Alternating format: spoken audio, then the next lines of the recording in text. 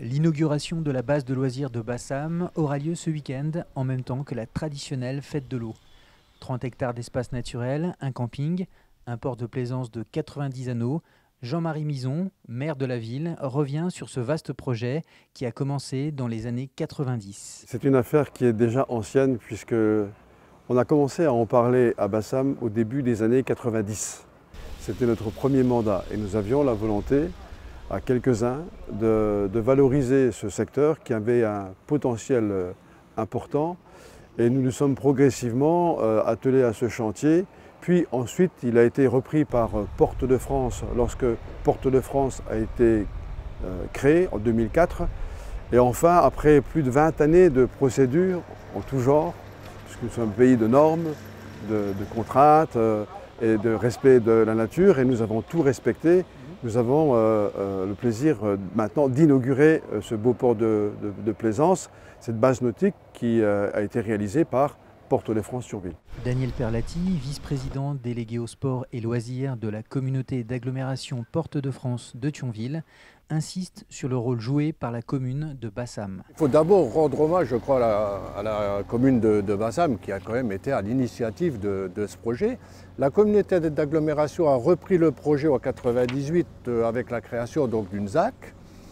Les premières études remontent à peu près à 2006 où on a constaté en fait tout l'intérêt environnemental, la présence de la Moselle, l'augmentation de l'intérêt qu'il y a eu pour tout ce qui est loisirs nautiques ont permis d'établir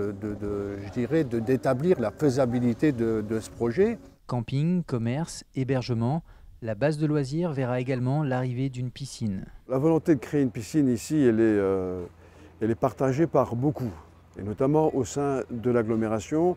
Et le président de l'agglomération, Pierre Cuny, a véritablement la volonté de la mener à bien dans le cadre d'une extension de la compétence piscine à l'agglomération, ce qui intégrerait bien sûr, outre la piscine qui serait créée ici, la piscine communautaire, également l'aménagement de la piscine de Thionville qui mérite quelques travaux.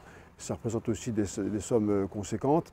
Il a véritablement la volonté et je ne désespère pas que très prochainement, il soit en capacité de trouver une solution qui satisfasse tout le monde. La piscine, disons, c'était un impératif. Même s'il y a eu des distorsions, on ne faisait pas l'unanimité sur la création de cette piscine. Sur Bassam, il y avait déjà tout cet aménagement.